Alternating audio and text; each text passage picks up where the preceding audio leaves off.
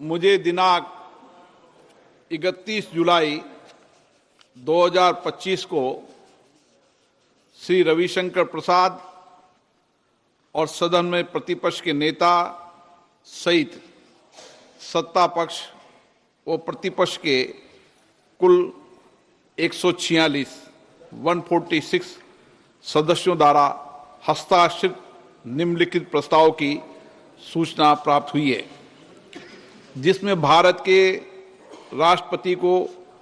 माननीय इलाहाबाद उच्च न्यायालय के वर्तमान न्यायाधीश न्यायमूर्ति यशवंत वर्मा को न्यायाधीश जांच अधिनियम 1968 की धारा 3 के साथ भारत के संविधान के अनुच्छेद 124(4) के साथ पठित अनुच्छेद 217 और अनुच्छेद 218 के अंतर्गत उच्च न्यायालय के न्यायाधीश के पद से हटाने के लिए एक समावेदन प्रस्तुत करने का प्रस्ताव है। ये सदन संकल्प करता है कि इलाहाबाद उच्च न्यायालय के न्यायमूर्ति यशवंत वर्मा को उनके निम्नलिखित कदाचार के लिए पद से हटाने के लिए महामहिम राष्ट्रपति जी को एक समावेदन प्रस्तुत किया जाए। दिल्ली उच्च न्यायालय के तत्कालीन न्यायाधीश न्यायमूर्ति यशवंत वर्मा वर्तमान में इलाहाबाद उच्च न्यायालय के न्यायाधीश के सक्रिय और कब्जे में नई दिल्ली स्थित 30 तुगलक क्रिसेंट परिसर में आग लगने के कारण अस्पष्टीकृत नकदी की बरामदी के संबंध में भारत के सर्वोच्च न्यायालय द्वारा सार्वजनिक किया गया विवरण हमें 15 मार्च 2025 की सुबह 30 तुगलक क्रिसेंट नई दिल्ली से जली हुई नकदी धन मलबे को हटाने के संबंध में साक्ष्य की भी जानकारी है। हमने न्यायाधीश जांच अधिनियम 1968 के सामान्य प्रावधान और विशेष रूप से उसकी धारा 3 के प्रावधानों का अध्ययन किया है और हमें उनके बारे में परिचित कराया गया है। हमने न्यायाधीश जांच अधिनियम 1969 के प्रावधानों का भी अध्ययन किया है। हमें उनके बारे में भी परिचित कराया गया है। हमने सी रविचंद्र अय्यर बनाम न्यायमूर्ति A.M. भट्टाचार्य एवं अन्य 1995 SCC 457 केस में भारत के उच्चतम न्यायालय द्वारा घोषित कानूनों के साथ साथ अतिरिक्त जिला एवं सत्र न्यायाधीश एक्स बनाम मध्य प्रदेश उच्च न्यायालय के मामले में दिए गए फैसलों से भी खुद को परिचित कर लिया है। 2015-4 SCC 91 और ये कि अतिरिक्त जिला एवं सत्र न्यायाधीश एक्स सुप्रभा के मामले में उक्त निर्णय को सामान्यता और विशेष रूप से पैरा 33 को पढ़ने पर यह स्पष्ट है कि दिल्ली उच्च न्यायालय के मुख्य न्यायाधीश ने न्यायमूर्ति यशवंत वर्मा के विरुद्ध शिकायत को गंभीर प्रकृति का पाया और उक्त निर्णय के पैरा 33 के तहत परिकल्पित इन हाउस प्रक्रिया का पालन किया। यह भी स्पष्ट है कि भारत के तत्कालीन मुख्य न्यायाधीश ने इस गंभीर चौंकाने वाले घटना और तथ्यों पर विचार करने के बाद और न्यायमूर्ति यशवंत वर्मा की प्रतिक्रिया तथा दिल्ली उच्च न्यायालय के मुख्य न्यायाधीश की टिप्पणियों को ध्यान में रखते हुए ये राय बनाई कि इस विषय पर गहन जांच आवश्यक है। इसलिए भारत के तत्कालीन मुख्य न्यायाधीश ने अतिरिक्त जिला एवं सत्र न्यायाधीश एस सुप्रा के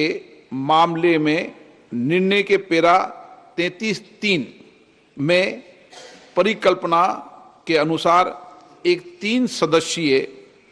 समिति का गठन किया गया। हमें यह भी याद है कि भारत के माननीय तत्कालीन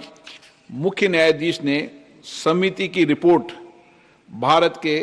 महामहिम राष्ट्रपति और भारत के माननीय प्रधानमंत्री को भेजी है। ये स्पष्ट है कि भारत के माननीय तत्कालीन मुख्य न्यायाधीश ने अतिरिक्त जिला एवं सत्र न्यायाधीश एस सुप्रा के मामले में फैसले के पेरा 33(7) के प्रावधानों के अनुसार कार्य किया है, जो स्पष्ट रूप से भारत के तत्कालीन मुख्य न्यायाधीश की राय को दर्शाता है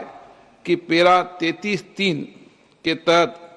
गठित समिति की रिपोर्ट में पाए गए आरोप इस प्रकृति के हैं कि उक्त न्यायाधीश को हटाने की कार्रवाई शुरू करने की आवश्यकता है। उपयुक्त तथ्यों के अवलोकन और सार्वजनिक रूप से उपलब्ध तथ्यों, न्यायमूर्ति यशवंत वर्मा के कब्जे वाले और उनके नियंत्रण में स्थित आधिकारिक परिसर से जली हुई नकदी की बरामदी और उसे हटाने से संबंधित परिस्थितियों की स्वतंत्र रूप से जांच करने के बाद हम स्वतंत्र रूप से यह भी पाते हैं कि भारत के संविधान के अनुच्छेद 124 के साथ पठित अनुच्छेद 217 और अनुच्छेद 218 के तहत हटाने की प्रक्रिया न्यायाधीश अधिनियम 1968 और उसके तहत बनाए गए नियमों के अनुसार शुरू की जानी चाहिए। वेदांत चरित्र और वित्तीय बौद्धिक ईमानदारी न्यायपालिका में एक आम आदमी द्वारा रखे गए विश्वास की नींव है और यह भी कि वर्तमान मामले से जुड़े तथ्य जो कि भ्रष्टाचार की ओर इशारा करते हैं वो भारत के संविधान के अनुच्छेद 124 के साथ अनुच्छेद 217 और अनुच्छेद 218 के तहत कार्रवाई और प्रक्रिया के योग्य हैं और संसद को इस विषय पर एक स्वर में बोलना चाहिए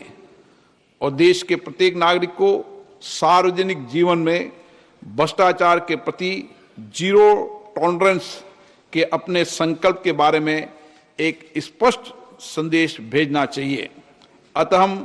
भारतीय संविधान के अनुच्छेद 124 के साथ पठित अनुच्छेद 217 और अनुच्छेद 218 के अंतर्गत इलाहाबाद उच्च न्यायालय के न्यायाधीश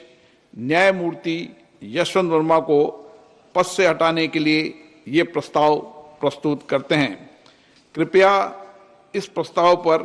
आगे की कार्रवाई की जाए। इस प्रस्ताव को नियमानुसार उचित पाते हुए